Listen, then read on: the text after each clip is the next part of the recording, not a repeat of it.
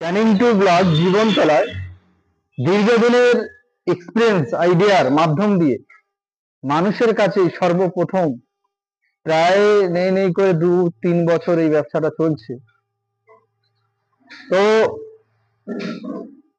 এই এবারে আমরা সেফটি মেশিনের মধ্যে কিছু মেশিন এনেছি খড় কাটা, যারা এগ্রিকালচার বা গরু খামারি, ছাগল খামারি যারা চাষ করছেন